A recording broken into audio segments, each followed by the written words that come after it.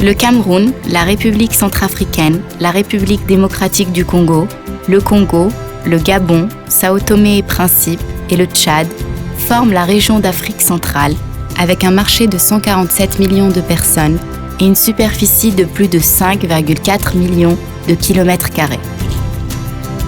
Cette région est riche en ressources naturelles. Certains de ces pays sont enclavés et le potentiel existe pour un commerce régional significatif. Cependant, l'intégration et le commerce dans la région demeurent limités malgré les efforts des institutions régionales pour encourager cette intégration. En général, la qualité des biens échangés est perçue comme étant plutôt faible, les contrôles à l'importation sont trop stricts et les procédures commerciales sont extrêmement lourdes. Les gouvernements créent les conditions et les règles de fonctionnement des marchés et des entreprises privées et veillent au bien-être des communautés et des individus. Le contexte commercial de tout ceci est ce que nous appelons communément l'infrastructure de la qualité d'un pays. Expliquons l'infrastructure qualité avec quelques exemples concrets. Lorsque vous achetez 1 litre d'essence à la pompe, êtes-vous sûr que ce sont bien 20 litres ? Ceci est couvert par la métrologie. Votre carte de crédit bancaire au Gabon a la même forme et la même taille que celle de votre collègue camerounais, et ces 2 cartes peuvent être insérées dans n'importe quel distributeur de billets de banque dans le monde entier. Ceci est possible grâce à la normalisation.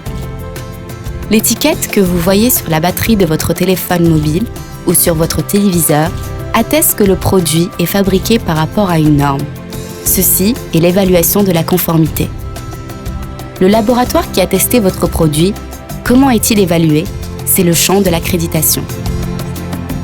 Les infrastructures de la qualité incluent donc tous les domaines de la métrologie, de la normalisation, de l'accréditation, de l'évaluation de la conformité et de la qualité. L'infrastructure qualité avec toutes ses composantes doit encore être mise en place dans de nombreux pays d'Afrique centrale pour protéger leurs citoyens contre le commerce frauduleux, pour ouvrir de nouvelles opportunités de marché au secteur privé, notamment à l'export. L'une des raisons pour lesquelles la région n'a pas été en mesure de récolter les bénéfices résultant du commerce mondial et l'intégration régionale est l'absence d'une infrastructure de qualité performante et efficace. L'objectif global du programme Infrastructure Qualité pour l'Afrique centrale est d'améliorer la compétitivité dans le but d'accroître le commerce régional et les exportations. Le PICAC va augmenter les capacités pour protéger les consommateurs nationaux contre les produits de qualité inférieure ou contrefaits. Le PICAC cible un large éventail de bénéficiaires et de contreparties, y compris les institutions liées à l'infrastructure qualité, le secteur privé et les associations de consommateurs. Le PICAC est conçu et sera mis en œuvre pour renforcer la coopération au niveau régional entre les pays d'Afrique centrale.